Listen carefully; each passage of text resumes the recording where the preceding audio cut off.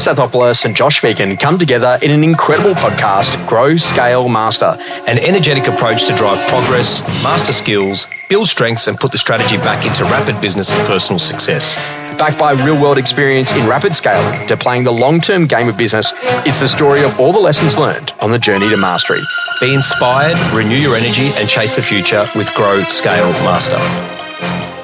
One of the interesting conversations, Con, is that they go to have a look at brands, and when they go to look at the valuation formula of a brand, they say, okay, great, can this be an extension? So a really good example of that would be like Virgin Airlines and Virgin Music and then Virgin Voyages and Virgin, and they were really good about learning how you could actually take that brand and you could go to extend it. And it's really interesting because when you think about do you go really deep inside of a category or do you try to go breadth? And you see a lot of people hey, we want to chase ancillaries, when there's other people well, no, just get really good at sales or really good at PM first. Yeah. And this is a great little conversation to really think about, when we think about market share, is that about more share of more markets? Or is it higher market share of a really narrow, clearly defined market that actually allows you to get to a higher level of commercial success? Yes. Now you've seen this. I think that you've grown not only in breadth, but you've also grown in depth in particular markets. What do you think is important first? How important is it to get clarity on the size of the market that you're going after? Do you go too big, too quick? What are some of the go wrongs that go right? Yeah. I think you got to really be mindful of the game you're trying to win. So you can go wide and you can go deep. You can't always go wide and deep at the same time. And I think one of the things that we've learned is we had exponential growth over the last 3 or 4 years where we've doubled basically year on year on year on year. And one of the things that we're looking to right now is exactly this. It's all about depth for us now. So in our core markets, the core markets that represent the highest value in terms of gross volume or transactional volume, or in terms of turnover, we want to be looking at significant double-digit growth in those markets. So for us, we've got the scale in terms of the breadth. Now it's about how deep we can go and obviously create some really good foundations for growth. Do you find that sometimes people just miss a market that's right in front of them? Absolutely, 100%. So in other words, we just do houses, but it's a market that's it's a $1 billion apartment market. Yeah. And you're I'm too good for apartments, but you're well, hang on a second, it's a really interesting asset class. Yeah. And there's a different pool of people that you can go after. Absolutely. And I think a lot of people also discount the type of property or the product type, right? Which without making it insensitive. So I've had some agents in the past that are oh no, man, I would never sell in that area. Why not? Why not? There's no clear number one, there's no clear number two, there's no clear number three, and there's 800 transactions over 4 suburbs. Why wouldn't you go in and just take market share and have a business that would just yield, a great result and a return on the investment of your time and energy?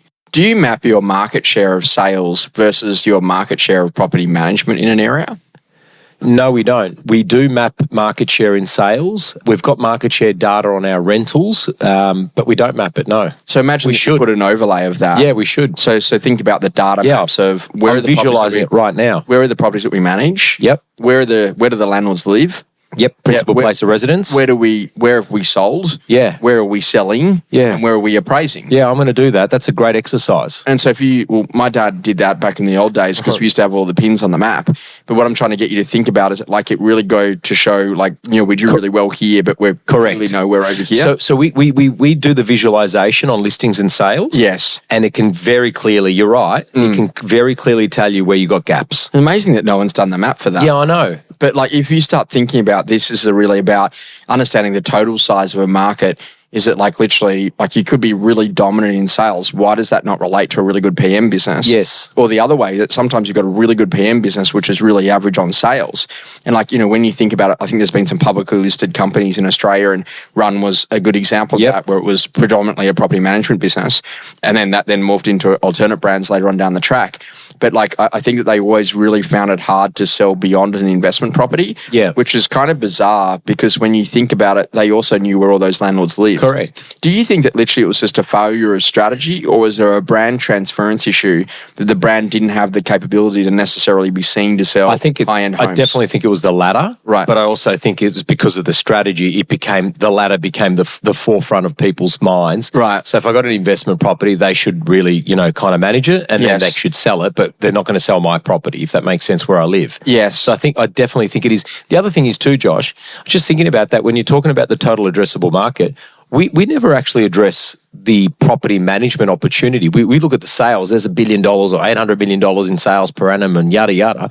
Really, the total addressable market is the total addressable market. Sure. So that's an interesting one that I'm going to do in our key areas. So if you do have an average length that a tenant stays in a property, like is there a measurement? We probably do. Yeah. And so as an example, like let's say you had 1,000 properties under management, but you only find that every year you lease out 700 of them. Yep.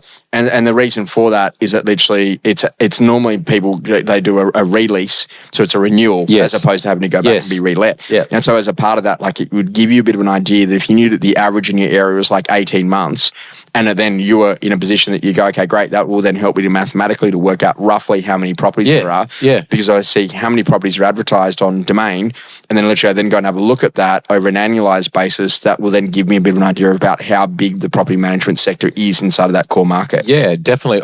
Is there anyone from your knowledge that can map out property management market share in terms of being able to tell you what the total addressable market is? Well, a lot of the data providers will go to tell you whether or not it's owner-occupied or whether or not it's investor. Right. Whether or not we believe the quality of the data is there is a different story. Okay. But I think it's a really important thing is that, like, can you imagine that you've got like 50% market share in sales? Correct. But you've got no property management. And you're just like, geez, you're really missing out on a great business here. I agree. And this is about like the early stages, because you know how you grow great people. Like imagine you put them through a cadetship and you said, hey, okay, so you're going to start in leasing, you're going to move into BDM, you're going to do a PM role for a bit.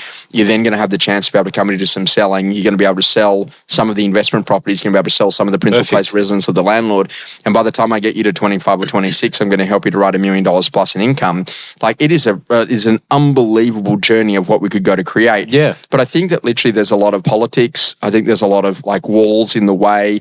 There's a lot of like people that don't understand strategy, that there's a lack of clarity of what you can go to do with relationships and data. Yeah. And that probably causes a bit of an interesting friction point. Yeah. And it's like literally, I always just think about this about, when you think about having a great business, if I went back in today and I was listing and selling real estate, my first primary goal would be to get to 5 opens on a Saturday. Yep. Now, as that goal progresses, core market, what I'd also want is I want one of them to be high end, 3 around the average sale price, and one at the low end. Yes. And the benefit of that is the person who buys the low end is the first home buyer who brings mum and dad that have got the big house. Correct. Or it's the investor who's got the big house. And the benefit of having an average sale price is that a low end listing comes from that as that first home seller steps up into the price ranges. And then the benefit of having a high end is that average sale price sellers walk through that wanting to upgrade. Yeah, exactly. And so learning about how your market and like really wanting a business of trade-ins. And I was not a specialist on this, but I always think about it that if I was a car dealer, then I want what's the cheap brand that people can get accessibility in. So maybe that's like Cherry. Then what's a good brand that people want to buy into? And then maybe that's like a Hyundai or a Toyota. Yeah. And then what's a high-end brand like a Mercedes or something like that literally that people might see as being aspirational. And then what's a really, really high-end brand? And that might be, I don't know, whether it's Bentley or Range Rover or something like that.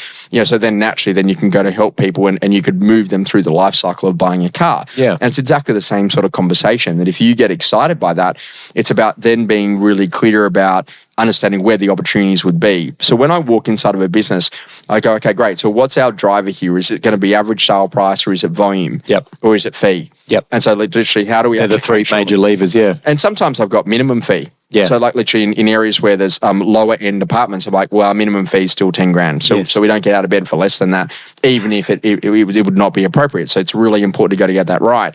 But how do I actually get volume cranking through? And volume's really important because it allows you to meet more people and have more conversations.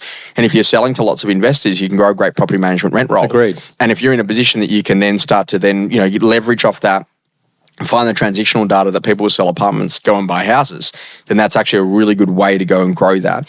When you start to think about that, do you think many agents have done enough work on the transitional data? Like where in the workflow do you get the forwarding address for the seller? Yeah, I was just thinking about that with our business. I mean, we met 70,000 buyers last year. We would have had, at least 1,100 properties vacated for lease. Or releases. Mm-hmm. And I'm thinking about where do you capture those moments? So I'm just thinking about the new management that comes in. Yeah. We get the forwarding address of the the principal place of residence. Yes. I knew last year we did an exercise. It was 38% of all of our managements also live in the same region. Yeah. But I just think the visual... Do you know that was a problem because there was one era in compliance where they'd write care of office? Yeah, I did. Yes, I did. I have heard that. But see, I think the visualization and then the monetization of data is probably the Achilles heel of most real estate businesses in this country. And I actually think that, if you're talking about depth and breadth, you can go very deep on your data right now. Archive landlords, principal place of residence, people that past clients, that type of stuff. And I don't think we go deep enough. And so is that actually a really important foundational idea to get there? Literally now we've got to make that decision to say, hey, what are the big data sets or the big opportunities that we're already sitting on? And, it was kind of an interesting path because I never really understood that. And, this is a great foundation story, but when we first ever did the real estate blueprint and we the first year we actually held it in Sydney, Queenstown and Perth. You're right. And we were like, okay, great, we're going to do this. And we're just so ambitious, but also too potentially so naive. And when we did that, Sydney sold really well and Queenstown was a bit harder, but we got there. And then literally we went to go to Perth and we just couldn't sell more than 5 tickets to it. And we're like, what have we done wrong? And what's the formula? And when we went and had a look at the data sets, the data sets for New South Wales and Victoria were 100 times the size of our Perth database. Yeah, gotcha. And so we were almost expecting a 100% conversion of the database in Perth to come to the Perth event. Gotcha. And so literally I learned really, really quickly about what's the size of the data and the opportunities that you've got ahead of you. And we've kind of got an industry that's a bit focused on lots and lots of cold data rather than working existing relationships. Yeah, agreed. So could we go and chase that a little bit more? Experiences that rapidly shaped you. Can I just think about creativity? If you're in a dark room, turn the light on. Yeah. And I know this sounds really funny, but sometimes you get really locked. I can't get listings at the moment, or I can't make a sale at the moment, or I'm finding it hard to get a new management at the moment, or geez, I can't recruit. It's literally, if you're in that position, say, what would I need to do? Who would I need to become? Correct. What sort of things? And when you start thinking about changing the question to change the way that you think about something, I think that's really where the power is, and that creativity can be the thing that really builds a great business. Yeah, I think as well on top of that, mate, is how much time do you allocate to creative time? Yeah. How much time is put into your diary to be able to work on yourself or work on the business to be able to unlock that creativity? There's a problem to solve. So if it's recruitment, what's the problem? What's the constraint that's holding you back from being able to attract more talent? Is it you, your model, your brand, your office, the location, the type of property that you sell? Is it the reputation out in the marketplace? Is it your offer? It's all of the above. But if you don't take time to turn the light on, then you're going to sit in the dark. Interesting enough, I do quite a bit of work, obviously, with House & House in Dubai, and I've got a bit of a reputation for when I go there that they order more A3 paper before I turn up. Yeah. And the reason for that is that whenever I go into a meeting, because I'm deeply wanting to understand and see process and workflow improvement as that business scales rapidly, and I'll actually just take an A3 piece of paper and a pen, and I'll actually write down and put connections together and draw things out for them.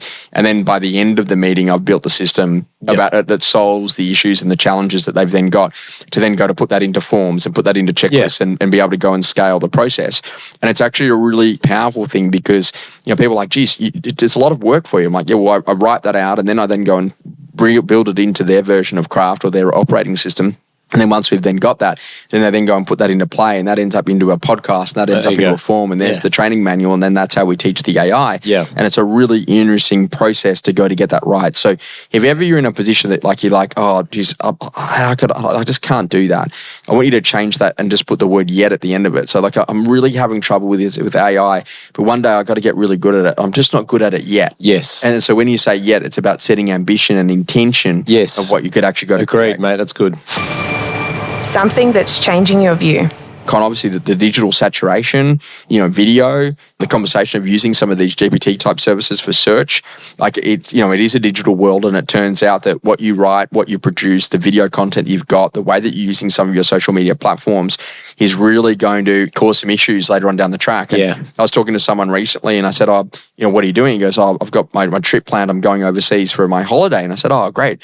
And he goes, I just use Chat GPT to plan the lot. And I was like, what?